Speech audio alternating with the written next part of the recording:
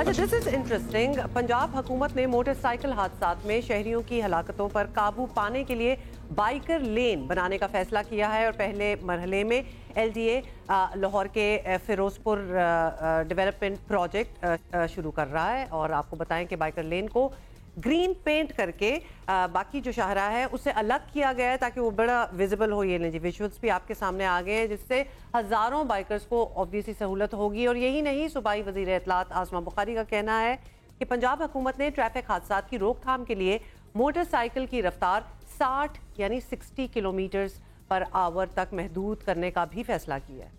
بالکل. اب دیکھا یہ گیا ہے کہ حکومتیں فیصلے تو کر لیتی ہیں لیکن عمل درآمد بڑا مشکل ہو جاتا ہے. یہاں بھی کراچی میں بھی شاید شارع فیصل پہ ایک بائک لین بنائی گئی تھی لیکن وہ بائکر تو کمی اس میں پھر شروع میں ہوئی کچھ پابندی, لیکن اس کے بعد تو پھر ادھر ادھر ہی لوگ نظر آتے ہیں جس کی وجہ سے سرٹنلی ٹریفک حادثات بھی بہت ہوتے ہیں. وزیر اطلاعات پنجاب اعظم بخاری صاحبہ ہمارے ساتھ موجود ہیں. بہت شکریہ اعظم صاحبہ. آپ نے اعظم صاحبہ پہلے تو یہ بتا دیں کہ اس کی obviously ریسرچ ہوئی ہوگی یہ کرنے سے پہلے, تو کہاں کا ماڈل جو ہے وہ فالو کیا گیا جہاں اٹس ورکنگ آؤٹ فائن؟ بہت شکریہ عبداللہ. ہما دیکھیے اس پہ گزارش یہ ہے کہ سنس فرسٹ ڈے میں یہ سن رہی تھی ہمیشہ جو ہماری سی ٹی او ہوتے ہیں جو ٹریفک کے نمائندے ہیں ان کے اوپر بار بار سی ایم صاحبہ کا یہ فوکس تھا کہ لین اینڈ لائن جو ہے اس کی پابندی کروائی جائے. یہ جو بیچ میں مکس قسم کا ٹریفک چل رہی ہوتی ہے اس سے ٹریفک کو بھی پرابلم ہوتا ہے, ظاہر ٹریفک حادثات بھی ہوتے ہیں.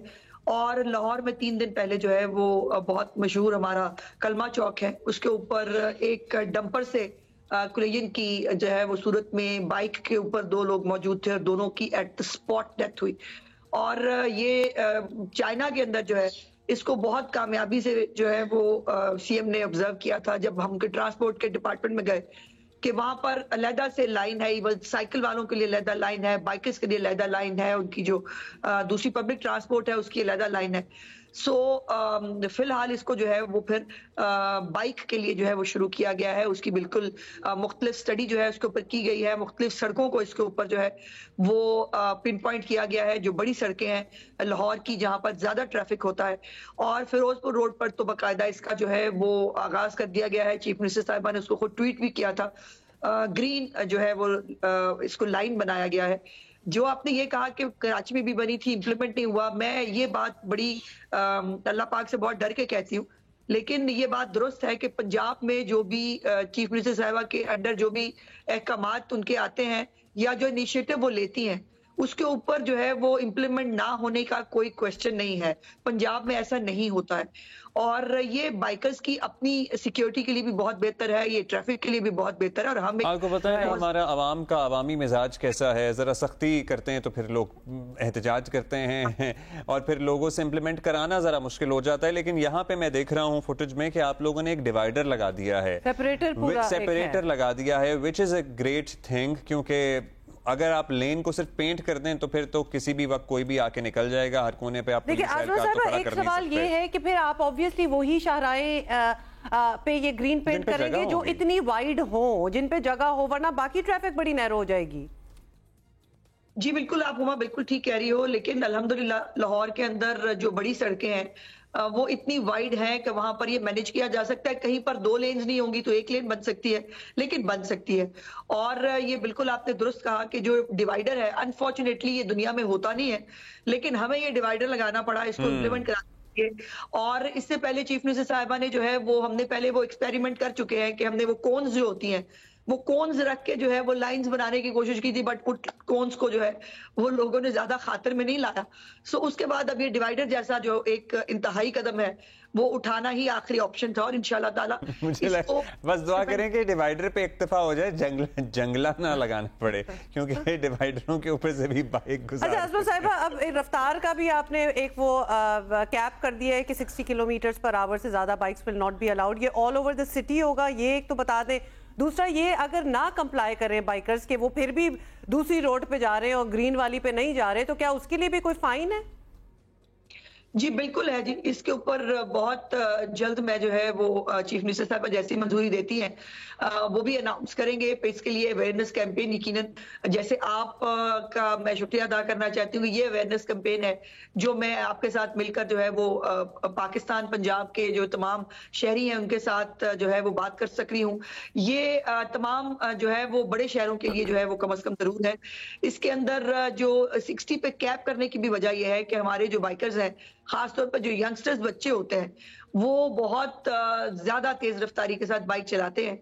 सो वो उसको भी अब कैप करने के अलावा जो है वो कोई और ऑप्शन नहीं था। कैबिनेट ने उसकी मंजूरी दी, चीफ मिनिस्टर साहिबा ने इसके ऊपर जो है वो हुक्म जारी किया और अब जो है वो जितनी भी बाइक्स नहीं आएंगी या नहीं आ सकती हैं, हमारे ट्रांसपोर्ट मिनिस्टर साहब को ये ड्यूटी लगाई गई है कि वो इसके ऊपर मैन्युफैक्चरर्स जो है उन तक से बात करें कि इसको जो है वो कैप किया जाए, ये आगे जो है वो चलाई ना जा सके।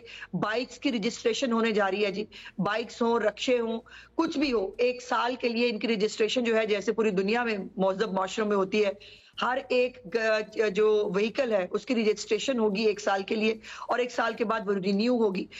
इसके ऊपर जो है वो हमारे तो बाइक्स के साथ साथ रक्शे भी हैं जो एक बाइक के ऊपर जो है इतना बड़ा रक्षा बना हुआ है और वो इटसेल्फ जो है वो अपने लिए भी हार्मफुल है, जो सवारियां वो बिठाता है उसके लिए भी हार्मफुल है। सो एक रजिस्ट्रेशन मुहिम और एक रजिस्ट्रेशन जो है व्हीकल रजिस्ट्रेशन के लिए एक पूरा प्लान चीफ मिनिस्टर साहिबा ने तलब किया है और बहुत जल्द जो है इंशाल्लाह इसके ऊपर भी इम्प्लीमेंटेशन शुरू हो जाएगा। अच्छा जी, अटक में हमने कल बात की थी, इब्राहिम हसन थे हमारे साथ, और अटक में दरियाए सिंध पे पंजाब और खैबर पख्तूनख्वा की सरहद पर कोई 2800 किलो सोने के ज़खायर का जियोलॉजिकल सर्वे ऑफ पाकिस्तान ने इंकशाफ किया है। सो क्या प्लान है? खैबर पख्तूनख्वा ने तो ऑलरेडी उस पर कुछ काम भी शुरू कर दिया है और बताया जा रहा था कि उनकी तरफ से तो कुछ ऑक्शन भी किए गए हैं। जो ब्लॉक्स हैं पंजाब की तरफ जो इलाका है, क्योंकि अभी भी कल भी हमारे साथ हमारे नुमाइंदे मौजूद थे और लोगों की सोना लूटने का सीन चल रहा है अभी तक। पीपल आर स्टिल तो उसके बारे में एक्सकवेटिंग द गोल्ड।